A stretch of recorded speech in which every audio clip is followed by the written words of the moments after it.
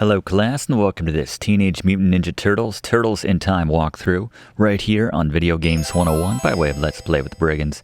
I'm your instructor, Professor Brigands, and this is one of the all-time great arcade to console ports for my money. It looks great, it plays great, and it retains a lot of that arcade difficulty as well. In terms of difficulty, I'm going to give Teenage Mutant Ninja Turtles Turtles in Time on a scale of 1 to 10 a 5 out of 10. On the frustration scale, this equates to throwing your controller across the room, probably on Slash or maybe one of those later bosses, but Gary's got your boss beaters as normal, which always proved to be very useful in these arcade games where a lot of the difficulty comes in the form of those bosses. We're going to be showing you how to beat this game on the most difficult of the in-game difficulty settings as well. Blaze is going to be covering the items of this game and give out an award for the best move here in TMNT Turtles in Time. And we have an in-depth turtle comparison as all the different turtles play pretty differently in this game, so they all have their strengths and weaknesses. So we're going to anoint a best and worst turtle here in this game so you can pick accordingly. And Fluff has a number of interesting facts to share about this game to keep us engaged. So let's run the intro and get into this TMNT Turtles in Time walkthrough right here on Video Games 101.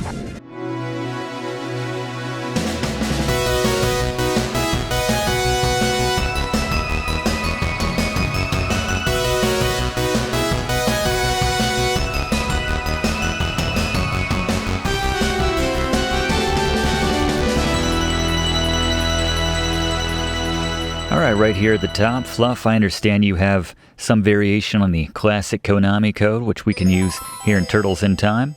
In classic Konami fashion, there's a cheat code to squeeze out a few more lives to aid you in your mission of taking down Shredder and the Foot Clan.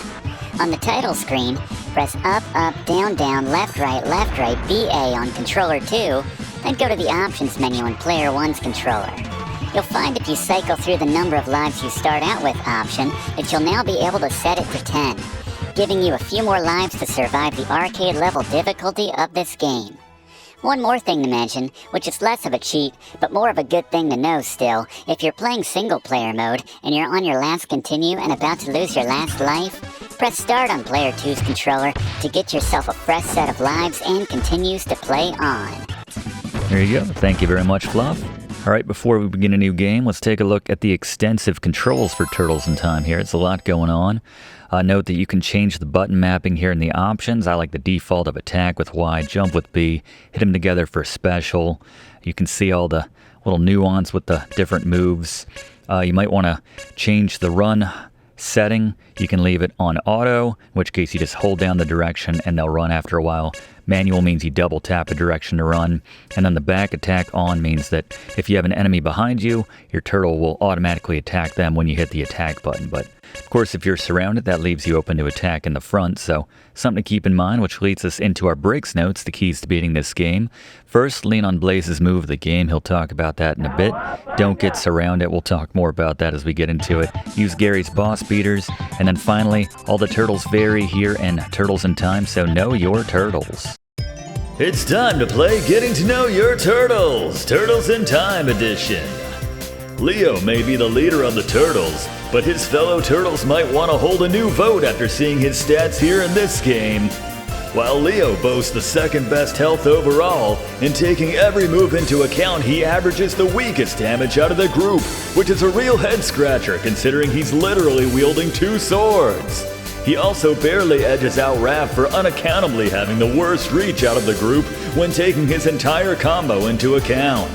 His special only takes 2 HP per successful use, but it's arguably the slowest and is roughly half as damaging as the best in Raph's. Sounds like Leo needs to find out if the people at Ginsu make swords, because he clearly needs something which will never dull.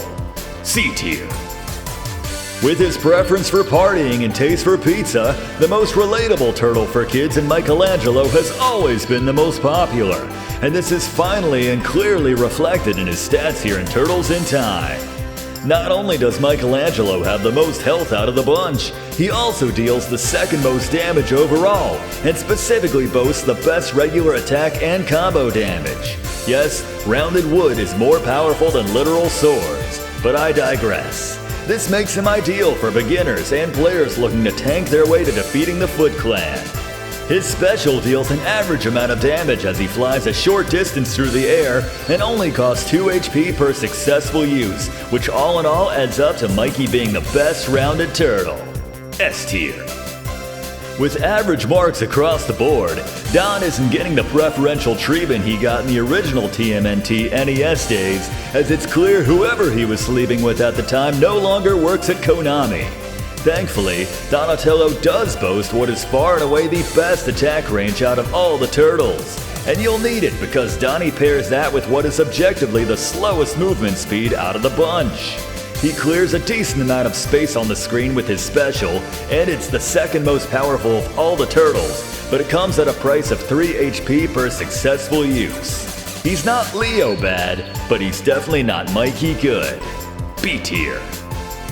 Last but not least, Raph has the greatest disparity between his various stats out of any of the turtles, as he's either the best or worst in more categories than anyone. Namely, he's the weakest of all of the turtles, being able to withstand roughly half the damage of the strongest turtle in Michelangelo.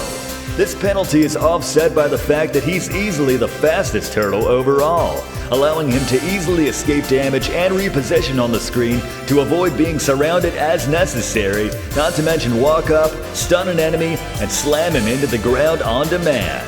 His damage stats are also at odds with themselves, as his quick regular attacks and combos are the weakest, but virtually every other move of his covered in the controls is the most powerful out of the group, making him the most offensively capable turtle overall when taking the entire moveset into account. He also has what is arguably the best special in the game in his quick up-close kick, allowing him to chain together a string of powerful hits for 3 HP per successful use. With his quick reflexes and attack speed, you might overlook his relative weak health, and once you play as him, you may never want to go back. A tier. This has been Getting to Know Your Turtles in Time Turtles. Remember, new players as well as those looking to skimp on strategy might feel more comfortable with Michelangelo, but otherwise give Raphael a spin and put the Professor and TA's advice to good use. Good luck! Thank you, Announcer Guy. Yes, we are going with Raph. I agree with that assessment there from Announcer Guy that, yeah, once you play as Raph, you're probably not going to want to play as anyone else because of that speed. Just makes the game so much more fun as you glide around, dealing out damage, avoiding damage. But I'm sorry, context. When Krang in a giant exosuit just stole the Statue of Liberty. And I'm not sure what was going on with Krang's scale. I get that he was in a giant exosuit, but yeah, even the brain portion of him looks like it was about 20 feet if we're going by scale. I think the statue itself it's over 100, maybe 150 feet for the statue itself. But anyway, we already showed the controls. So let's bring in Blaze to talk about the best move of the game in his estimation. Blaze? It's Blaze's best here in Item Sky. I've covered this in the controls, but the slam attack gets my award for move of the game in Turtles in Time. It's devastating to all the enemies around you, not to mention the one you're slamming around into the ground. But again, to do this move, you want to stun an enemy, which you could do by doing the shoulder dash into them. That's good against the ones that like to block all the time. Or just hit a normal foot soldier with your basic attack while they're stunned. Kind of just stay stationary, don't be walking into them, and then attack again when you're close enough. You'll automatically pick them up, slam them into the ground. You'll slam them more times depending on how much health they have, but yeah, the more formidable foot soldiers will get up to 4 slams this bossy time, so you're invincible during this, and you take down a lot of other enemies if they're curious and get close enough in that time, but the slam attack, my move of the game. Thank you very much, Blaze. Yeah, as he said, just devastating, kills most everybody else that it touches when you're slamming that one enemy back and forth. And again, I've seen a lot of people describe how to do the move, but they're definitely overthinking it. You really just stun an enemy and then attack again without moving. If you're moving toward them, then you're going to throw them at the screen, which is a very important distinction to make given how useful that slam attack is. But gotta admit, it is fun throwing the foot soldiers into the camera, though. We got a pizza right here, but we want to save this if you don't need it, as the first boss is coming up. So let's go to him for the first time today, our resident boss expert, Gary. It's Scary Gary's Boss Beaters. Hey Baxter, the first boss in TMNT Turtles in Time is not difficult in the least. Just dodge his attack whether he's in the air or on the ground, and follow up with either a quick vertical jump kick, that's when you jump and quickly hit the attack button, do one of those jump kicks that goes straight up, or if he's on the ground, just do a little bit of a combo on him. If you've got the health, go ahead and do a special, but you'll take him out before too long without too much trouble. Thank you very much, Gary. Yeah, I love Raph's special, obviously. It's just so easy to do. You can chain so many of them together, as announcer guy said, which, especially if you have a pizza nearby to refill your health, since it does take those 3 HP every time you land one of those, but excellent move right there. You get Metalhead trying to get the waiter right there. Getting up out of his seat must be a really bad service for Metalhead to get up out of his booth and track down the waiter like that, but Alleycat Blues moving on to the second stage here. Every now and then we have certain items in the environment which we can use to dish out some damage. Unfortunately, no one around in that case, but you get the explosive barrels every now and then, a couple other things. We have the pizza boxes we've seen so far. There's not a lot of items to pick up here in TMNT, but let's bring him in just the same once again to cover the pick-up-ables, if you will, here in Turtles in Time. Blaze, what do you got for us? Alright, let's talk about the items you can find in Turtles in Time, few as though they may be. First, we have pizza in all its various forms. First, the basic pizza box, the sewer pizza, the mystery sewer pizza box, and then the pizza sphere of the future. Though, strictly speaking, I think the year that pizza exists in has already happened. But anyway, whatever form this pizza takes, this will refill your health in full. And then we have the temporary invincibility, that bomb box right there. About 3.5 seconds of invincibility. So make good use of it. Kill as many things on the screen as possible. But there you are, the basic items here in Turtles in Time. Thank you very much, Blaze. The extra speed of Raph is very useful against these roadkill Rodneys, which are just as quick. I went with the auto when it came to as we get our 3.5 seconds of invincibility. Pretty much right on, as Blaze said. Yeah, I went with the automatic when it comes to the dashing versus the manual. Manual's not always reliable in my experience, so I just assume stick with the automatic option, where if you just hold it down for a bit, you'll get that.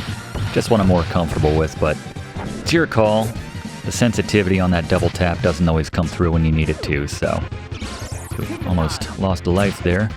Don't get too reckless with the pizza, but let's get some tips on the next boss. Go back to Gary. Boss beaters. Alright, Metalhead, you want to dodge those close attacks and follow it up with a combo of your own. Eventually he'll go to his little combo where he jumps to the right side of the screen, fires those lasers, and then does those jump kicks. Just stay out of the way, and then repeat that first step right there. If you got the specials to take him down near the end, that'll push him over the edge, but not too difficult if you follow that pattern.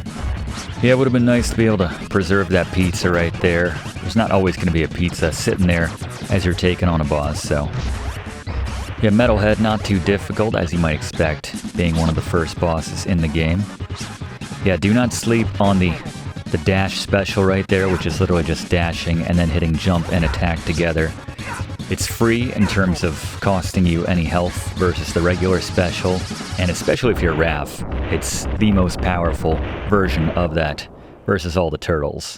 Animation is the same across the board with all the turtles, but it deals the most damage if you're playing as Raph, as most of his moves do, as was covered. So we move on to the third stage, Sewer Surfin right here. Have to be aware of the opening and closing gates here in this stage. They call it a bonus stage, I'm not really sure why. Plenty of opportunities to refill your health, I suppose, so that's something.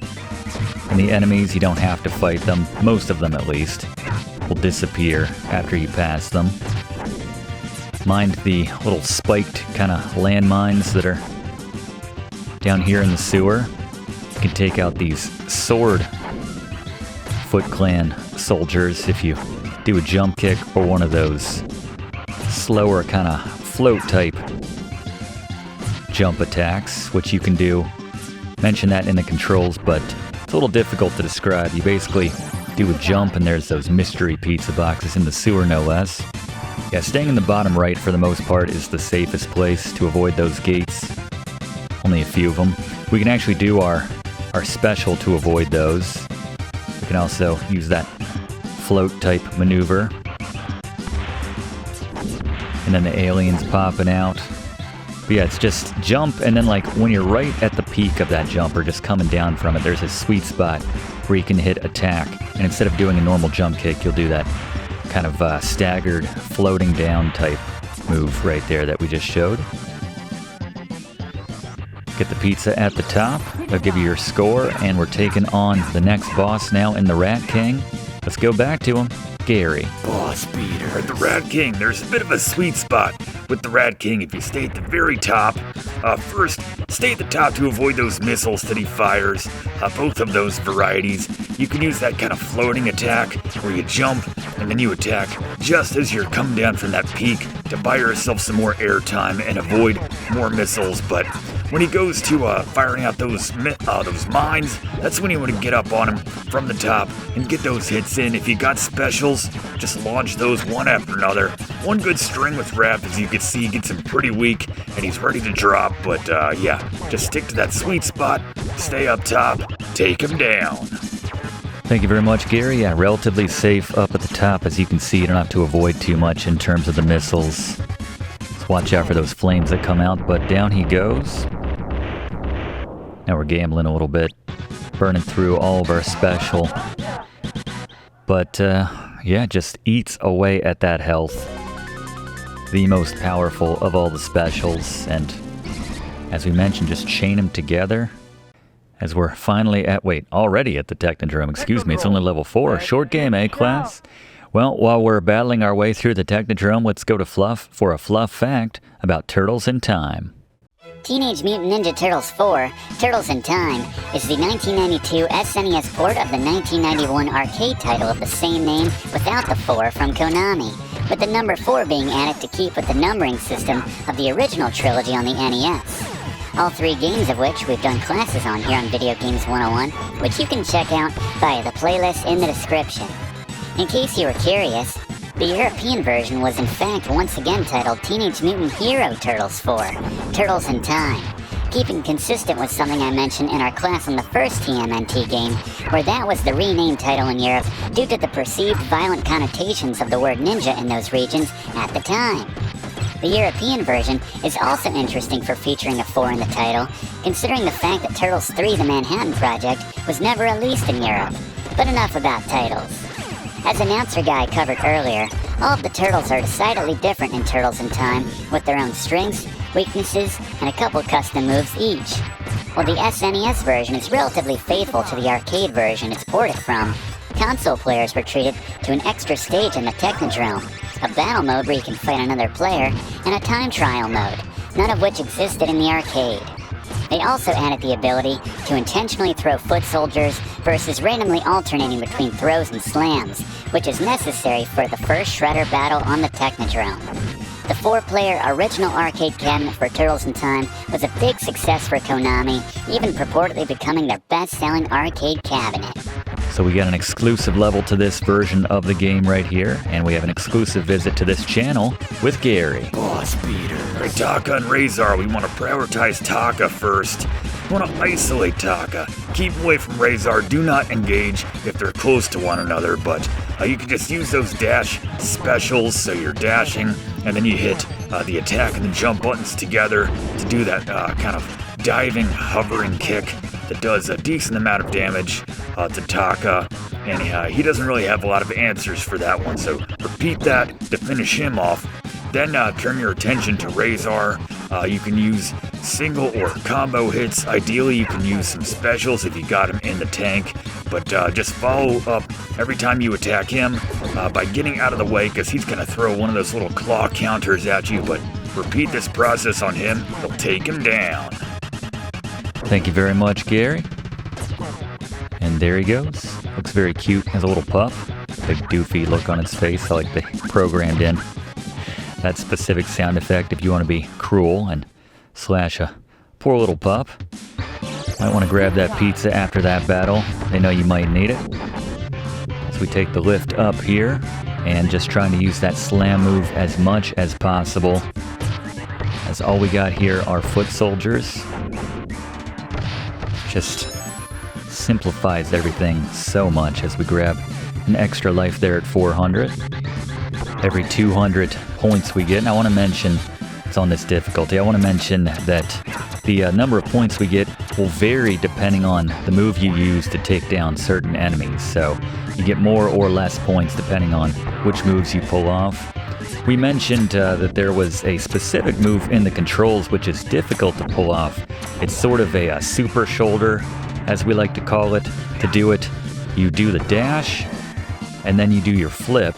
So you're running, and you tap that jump button to do the flip, and then as soon as you come out of that flip, then you want to attack. And if you do the timing just right, there's a very small window, you will get a shoulder attack in, as if you just did like a normal dash and attack somebody coming out of that dash. But the super shoulder, if you do it in that order, and these guys love to block, they can only be hurt by a shoulder by running into them, or using the special like that right there, the special charge one, or just hitting them with that last hit in the combo, as we saw right there.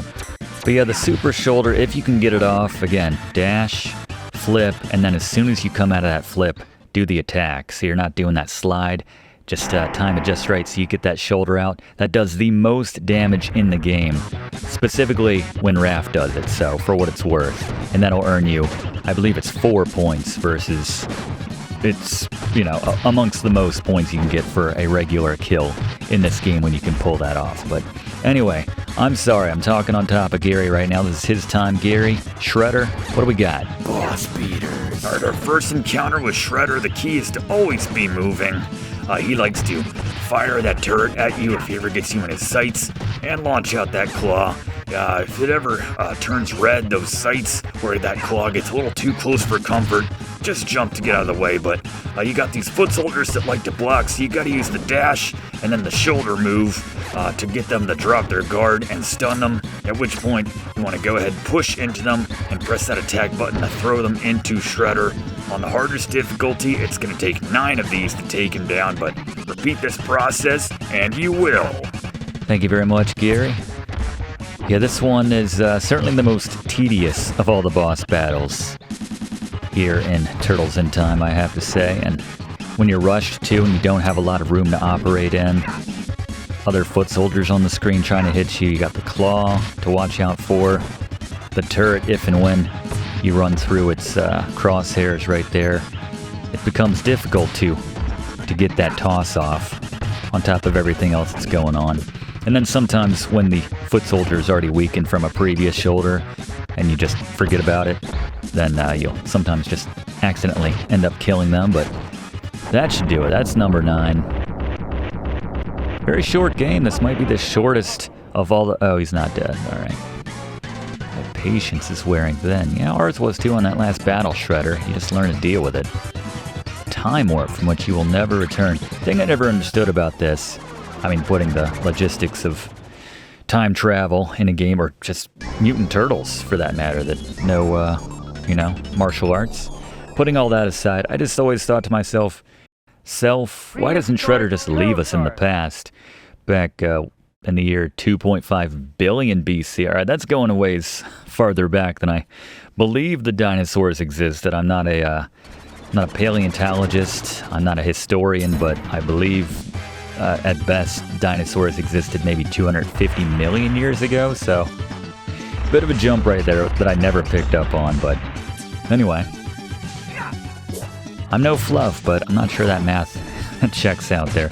I do like the variation on the normal over-the-shoulder flip when he kind of flips them with the feet right there on the ground. It's a nice touch. I like that Shredder seems to have a private army of dinosaurs as well working for him. Or they're buying in. I don't know if he's paying them or what's going on with that, but they're certainly carrying his water there. So these guarding foot soldiers are annoying in and out of the context. You can also slide into them for what that's worth. Just do the dash and then attack. Or dash and then flip and then attack to do the slide. But yeah, the blocking foot soldiers are annoying, and that's why it's nice to be able to just slam another foot soldier into them. I love it though. They have these fancy weapons and everything, these axes. They probably went to some sort of foot soldier training school, maybe spent years learning how to use these weapons.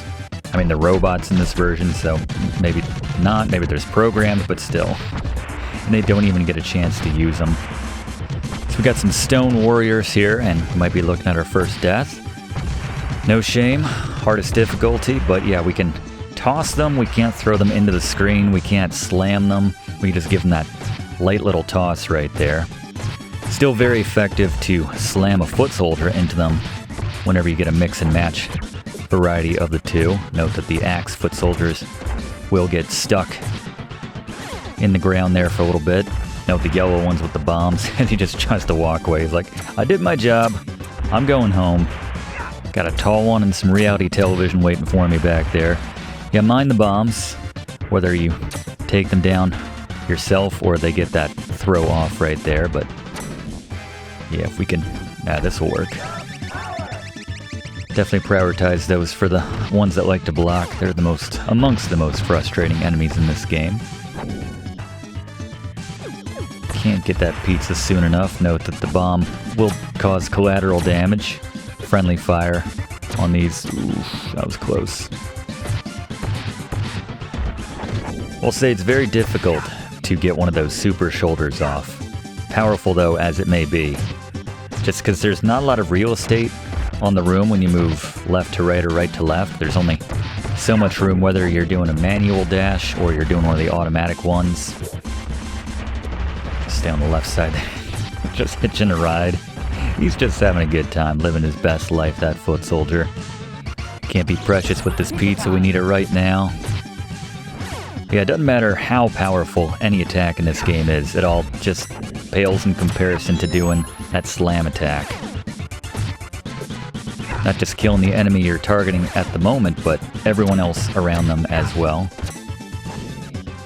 And as Fluff mentioned, we get the upgrade here on the console version, and that we can pick and choose which of those two variations we do. Again, to toss, just push into them and attack when they're stunned, and to do the slam, just stun them and then hit that attack again without moving toward them. But time for a tough boss in Slash, Gary. Boss beaters. Alright, Slash gets my award for toughest boss here in Turtles in Time, just because he's a little unpredictable and he moves very quickly. This is why Raph is kind of nice, so he can kind of keep up with Slash. With this strategy, he's pretty manageable if you follow it. You want to keep your distance and just kind of move along but below him. This will sometimes cause him to bait into jumping into the wall. At this point, you can get very close to him, get those hits in. He'll jump to the opposite wall, just do a dash into him and get that shoulder, do another combo. Repeat this until he's at or near showing 2 meters of health. At this point, he'll do his spinning shell attacks. You want to get out of the way. Don't be greedy once he shows that second meter of health, because he's automatically going to do that move then. But then you just want to keep your distance, basically repeat that first step, bait him into doing another jump, and then get in, get those hits in. Don't get greedy again, get out of the way. He's going to do that spin move again, but keep this up, you'll take him down. Thank you, Gary. He's a tough out. Always good to escape that battle without losing a life. That is a tough thing to do on the hardest difficulty. And you'll note, oh, I wonder who that might be from that silhouette. And yeah, you'll note that Slash can block your attacks as well, even your specials, which actually counts against your health when you use it, as if you made a successful land of that move. So here on the pirate ship, mind the loose boards, which you can find by those little fastening bits with the nails right there. If you walk straight up on them without walking at an angle or anything, you can trip them so that they will not be a problem again. So as soon as you see one, just make sure you do that so you don't have to worry about accidentally stubbing your face. Can you stub your face? I don't know. Well, it doesn't feel good, whatever happens. So just I like to trip those whenever I see a new one.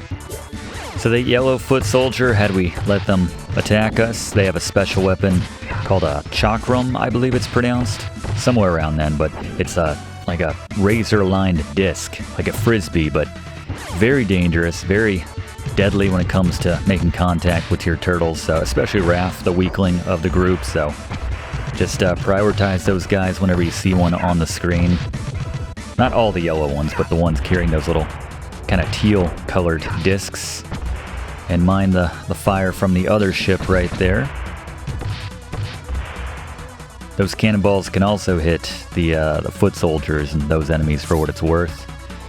Can use this here to take out some of these bow and arrow foot soldiers here. I feel like they're mixing up the Middle Ages with pirate times in terms of the weaponry there. I'm not sure a lot of pirates were using bows and arrows, but as much as muskets, but yeah, no muskets were programmed into this game, best I can tell. That might go back to Nintendo standards and practices about something about guns, I don't know. That foot soldier definitely got caught up in the crossfire right there. Cue the theme from that commercial. Alright, so yeah, that guy right there. Good to take them both out. And yes, I acknowledge there were a lot of games with guns. Maybe just Nintendo didn't want guns in a Turtles game. Alright, oh, never mind. Immediately make me look foolish. That is just fine. Par for the course here in Video Games 101. Forget about the Stone Warriors carrying those cannons right there. But anyway, next boss, Bebop and Rocksteady. Gary. Boss beater. Alright, Bebop and Rocksteady, another pair you want to isolate. Thankfully, we only need to beat one of them this time to take them both down. I recommend focusing on Bebop for all of your damage. At the beginning of the battle, assuming Rocksteady's coming after you, bait him down to the bottom of the screen, then run up and get a bunch of hits in on Bebop, who won't be nearly as aggressive. If you have some specials, you can take him down very quickly this way. Yeah, just keep this up, focusing on Bebop. When he's coming after you, his whip not nearly as dangerous or accurate as Rocksteady's sword, so keep that in mind. But once you take down all of Bebop's health, the two will go after each other, and you'll win the battle. Thank you very much, Gary. Once again, just leave us in 1530, Shredder. You'll never have to deal with us again. We'll just live out the rest of our lives on the high seas, make the best of it. We're transported up a few centuries to 1885. Maybe we'll run into Marty McFly and Doc Brown, circa Back to the Future 3 here. Nice to see Bebop and Rocksteady, though, as one of the later bosses in the game. Usually, they just throw those guys out there early on. We try to ride that and get the most bang for your buck with that giant barrel right there. Very satisfying. As is this sound effect right here. Just the best. Horseshoes, hooves. Oh, it's just the best Foley. One of my favorite sound effects in any video game of all time is just the sound of that horse on this stage right here. Great soundtrack as well on this particular stage. I mean, the whole game has good themes, but it always seemed like tuning forks, those foot soldiers in particular, the blue ones holding right there. They have throwing stars, the other ones. As we grab our fourth one up over. I don't think we've lost a life yet, so in good shape so far. Not sure where they got steel beams in 1885. I guess they brought them from home, from their modern time, but anyway, this is pretty linear until we get to the boss for the most part, so let's go to Fluff for another Fluff fact about Turtles in Time. We referenced this briefly in our class on the original TMNT for the NES, but in the early 90s when Turtle Mania was at its peak, there was even a Pizza Hut-sponsored Teenage Mutant Ninja Turtles-themed live musical tour. And because I know you're going to ask, Professor, the band featured Leonardo on bass, Donatello on keys, Raphael on drums, percussion, sax, and vocals, and of course Michelangelo on lead vocals and guitar. It also featured guest vocals from April, Shredder, and Master Splinter. Shout out to Splinter's ballad, Skipping Stones, by the way. That was a great tune, and definitely the moment most kids checked out if they hadn't already. Check out a video of that track alone for the height of early 90s cheese, but I digress, and I swear this is relevant. One of the main songs from that show was Pizza Power, and the arcade cabinets featured this song during their attract or demo mode. The SNES version even features an instrumental of this song during the credits, as we'll hear if the professor keeps up the smoking hot run. A semi-interesting little Easter egg is if you play this track, titled Staff in the sound test section of the options, then press Y, the normal instrumental will fade out and you'll hear a more stripped-down version of the same tune. Admittedly one of the least necessary and interesting Easter eggs I've covered, but one just the same. Fully agree, Fluff. Yeah, that was peak 90s cheese, as you said. I actually had a, you know what? I'll save the anecdote for the other side. Leave you in suspense. Gary? Boss beater. Alright, Leatherhead, one of the easier bosses in this game despite being a little bit later in the game. Just use those combos but stay above him or below him. When he goes to throwing those daggers, just jump over them. When you're doing those combos and he gets down low like he's gonna crawl and charge at you, just get out of the way, but repeat this process. He never really gets all that much more difficult or complicated, so this strategy will work until you take him down. Thank you very much, Gary. Just to mention this, but yeah, the bosses in this game, their behavior is a little bit different on the easier difficulty. They're a little bit, I think their AI is a bit more clever. Maybe that's too grandiose a term, AI, but yes, their patterns are a bit more complicated and frustrating and challenging on the hardest difficulty. And this is what Gary is setting you up for, just to put that out there. But yes, I had the making of that tour on VHS. I found that at a yard sale back in college, and just as a gag, I bought it. Vaguely remembering that from the Pizza Hut days, and made all of my roommates in college watch it with me, and we had a good time. Just absolutely taking the piss out of it. Watched it ironically, and but yeah, I do have some love for some of those tracks from that soundtrack, I'm not gonna lie. As we go to, speaking of good tracks, my favorite track from this entire game, and I completely forgot this level takes place in 2020. That's kind of funny, as if anyone watching this remembers what happened in 2020. One, the fact that it didn't look like this. It still doesn't look like anything that's going on in the background here. I don't have a little hover shell, which I take to work every day. Fluff does, but that's a contractual thing. But I love the soundtrack on this particular stage. Might be my favorite in the entire game. I was like, this is what the future sounds like when I was a kid, but I digress. Speaking of Fluff, let's get another Fluff fact right now. Turtles in Time utilizes the SNES's Mode 7 graphics capabilities on the Neon Knight Rider stage to simulate depth and give the impression of a third dimension. As I mentioned in our class on Secret of Mana, another title which made use of the Mode 7 graphics feature, the name Mode 7 is a reference to the SNES console's 8 graphics modes, which are numbered 0 through 7 for displaying different background layers. The final of those 8 layers, Mode 7, is a single layer which can be rotated and scaled to create a pseudo-impression of third dimension without processing any polygons. Many titles utilize this capability of the SNES, including the aforementioned Secret of Mana while flying around the map, and racing games like F-Zero and Mario Kart to scale and rotate the surrounding track relative to the vehicle, much like we're seeing here in Turtles in Time.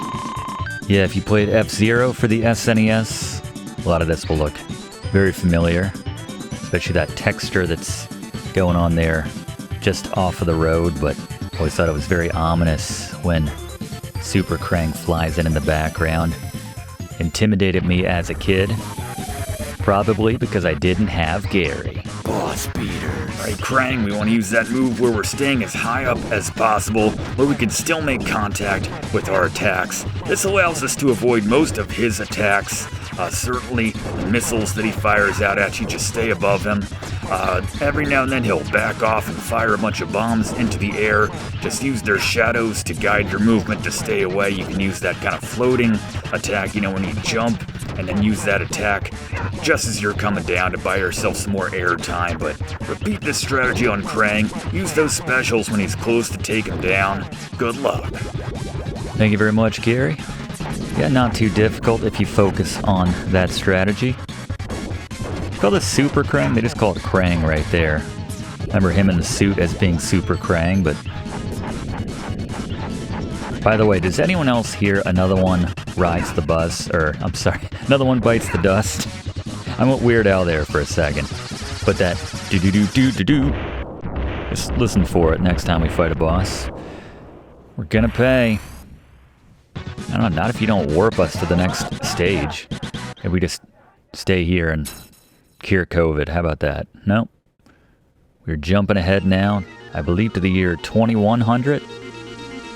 One last jump into the future for the penultimate stage here in Turtles in Time. The Starbase. Starbase, where no turtle has gone before. Fantastic. It just looks like someone's stuck in a coffin or a suitcase there. So we warp in, AD 2100. Yeah, it's not like a clock. I don't think you need that up there. It's years last a pretty long time. I don't think you need, we change that once a year. Anyway, yeah, no real surprises here for this final stage for the most part. Just a lot more foot soldiers. When you stop and think about it, there's not a real variety in the enemies they throw at you in this game. I'm trying to think. I could probably count on two hands the number of different enemy types there. You got Stone Warriors, and if we're just going to lump all the different foot soldier types together, you know, that's one. You got these little pod creatures that pop in. You got the Stone Warriors. I covered the Roadkill Rodneys. Mousers we've seen. The Pizza Monsters. The Robot Walkers. But, yeah, those are those aliens, the Pizza Monsters. And yeah, I think the little guys are the Robot Walkers. But, yeah, that's about it. There's not a lot of variety in this game. It's just the same, you know, two of the same types of enemies just spun with different colors and weaponry in some cases, but not complaining. That's just gives us a lot of opportunities to do that slam attack that I so love. See, there's one of those guys with the chakrams right there. Just take them out as soon as possible. Prioritize those guys anytime they pop on the screen. This will freeze you for some damage if it makes contact right here. Just, they give you a little bit of time before it goes up. Well, it's alright. Didn't mean to grab that pizza so soon, but didn't end up costing us. We can hit that giant bowling ball to act as a projectile. We could still hit it there as it was slowly moving with a mind of its own, seemingly. Not sure why the planet's surface, I guess we're on Mars maybe. Not sure why it's glowing. Guess maybe just have some very powerful lights outside, in which case maybe it's not Mars and we're just seeing some red lights. Not sure. Can't believe I forgot about the cannons and different guns that these Stone Warriors carried. But yeah, some of the older just get out of the way of these guys when they pop in. I like the one that decides to hang around. I'll hang out. I think I can take them. They don't look that tough. Just one Teenage Mutant Ninja Turtle. And yeah, these will shock you, but not for a considerable amount of damage. I mean, you gotta keep in mind, this is on the hardest difficulty, and we're playing as the weakest turtles, so.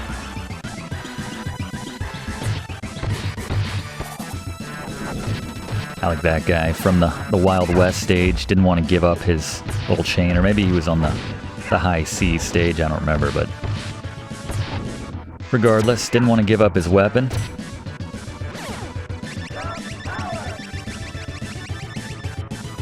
That almost cost us.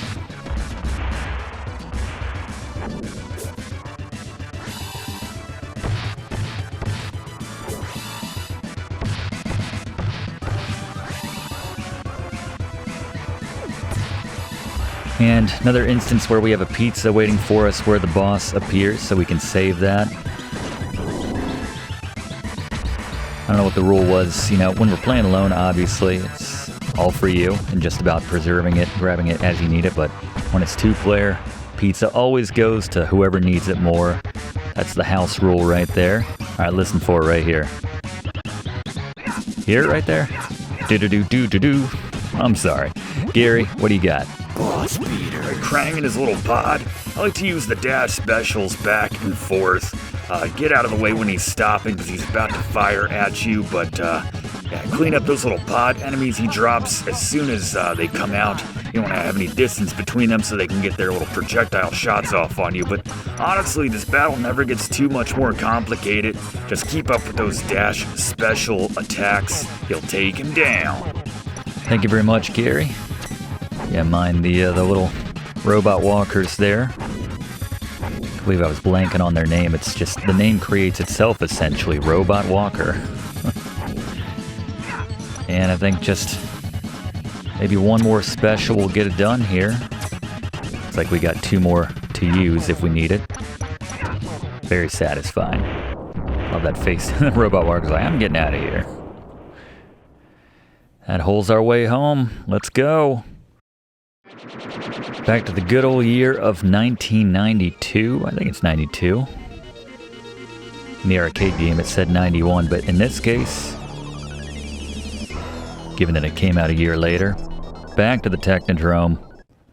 Technodrome. There you go. The final The final shell shock. All right, Gary. Super Shredder, take us home.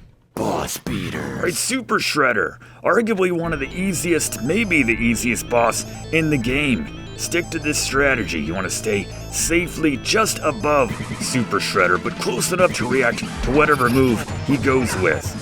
And the guidelines are this. If he turns red and gets kind of flamey, or if he turns green and gets kind of, I guess also kind of flamey, you want to stay away.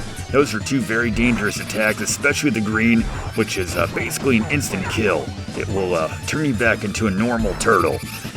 The only one that we want to use as a green light, if you'll excuse the phrase, is the blue color.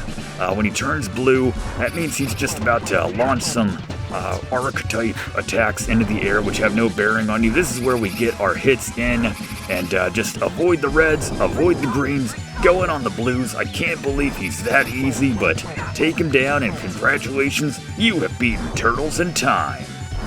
Thank you very much, Gary. Can't smoke them just yet, but yeah, pretty straightforward like you mentioned. I'm just getting sloppy every now and then. That's the only reason I'm taking any damage. Only thing difficult about this battle is there's no pizza around. And I like that they had delivered pizza to all those different moments in time now that I think about it. Another thing I didn't question when I was a kid. Who's delivering to 1885 or 2.5 billion BC? Even the Technodrome ordered out earlier, that first version of the Technodrome, or first visit to it. Getting a little sloppy here. Let's not let it go off the rails. As I realize we're still working, I think we're working on a no-death run. Now I'm trying to do the math. Yeah, we started out with 2 lives. We got 5 extra from each. There we go. Doesn't matter. No death run achieved. Very possible with Gary's boss beaters in particular, and using Blaze's move of the game, even on the hardest difficulty, with Raph in particular. We do love Raph. Overcome the arch villain Shredder.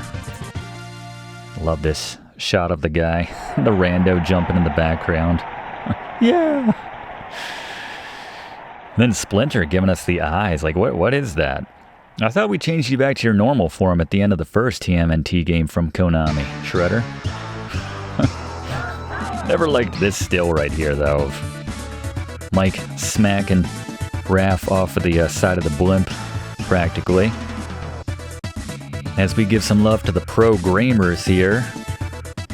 As Fluff mentioned, there is the Pizza Power song right there. In glorious 16-bit format. It just kind of worked out that my favorite turtle, growing up in Raph, worked out to be, at least my favorite, my pick, here in TMNT, the arcade game. Certainly made up for his irrelevance in that first game. Again, you can check out our classes on the original NES trilogy, as Fluff mentioned. If you haven't already done so, though, please consider subscribing to enroll in these classes. Do one of these classes every single week in the same spot. We'd love to have you enrolled. Click that like button, too, if you don't mind. Really does help us out to make future classes for you. And leave a comment. Who was your favorite turtle as a kid growing up? Either in the context of Turtles in Time or just in general. I'm sure I've asked that before, but I always like this detail right now. We get the cast. Starting with the Turtles. I guarantee that special's not going to kill anybody, Leo. He's got the worst special in terms of damage. Mike just getting knocked into the sewer right there, but I like that they do this just to show off all of the different sprites that you might not appreciate when they're moving in real time in this game, but a lot of good sprites. There you go. Like the windmill right there, even though it's relatively weak.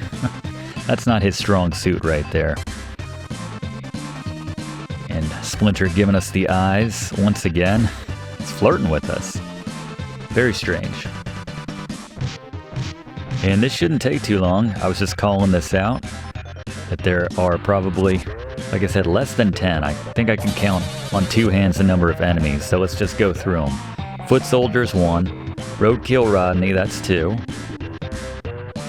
These are the pizza monsters. That shot right there. That's 3. The Mousers. It's good for a 4. That's a name a lot of games use. That was used in the Super Mario series at one point. The Robot Walkers, that's 5. Stone Warriors is going to be 6. Is that who's showing up right here? Yep. Got their tear gas sometimes. Yeah, sometimes they'll just flip you with the barrel of that thing. Yeah, 6 enemies. That's kind of crazy. There's more bosses in this game than types of enemies. If you don't, again, count the probably 30 variations on the Foot Soldiers. But Baxter, Metalhead. Going in order here, the Rat King. I remember we had that particular vehicle. I don't know if it came with the Rat King or it was separate. I'm sure it was separate, but we had that. We had a lot of Turtles figures growing up. The peak of Turtles fanitude there in the early 90s. Slash, of course, Gary's award winner for toughest boss. And again, I don't know that I disagree with that one bit. Certainly more difficult than Super Shredder there at the end. Yeah, I'd be hard-pressed to come up with a more difficult boss than Slash. On the hardest difficulty that we played on, that is. Leatherhead, he was pretty easy. So we calling this Super Krang, even though they referred to him as Krang? Nah, just Krang. I remember in the suit, I remember him being Super Krang, but I could be wrong. If someone wants to chime in the comments, I would certainly appreciate it. Shredder, and then 5 seconds later when he takes his juice, Super Shredder. And that's the move that Gary mentioned that you want to avoid. That's an instant death right there. Not that it was too difficult in the end, but yeah, if you beat it on the hardest difficulty, congratulations, you've completed your training. And you can finally become a regular person again, just like at the end of 1. True ninjas. Yeah, if he beat it on like the easy difficulty, he basically says, beat it on the harder difficulty. What are you doing here? Making me look bad. But there you go. Thanks for playing. 11:37. 22 minutes of game time right there, apparently. There you go. This class seemed a lot longer, but in a good way, class. In a good way. That's our time, though. We'll see you next week in the same spot for next week's class, right here on Video Games 101. Thanks for watching, and don't forget to like and comment on this video, and click subscribe if you haven't already, as this seriously helps me to keep making great content for you. And check the description of this video to see what song is playing right now.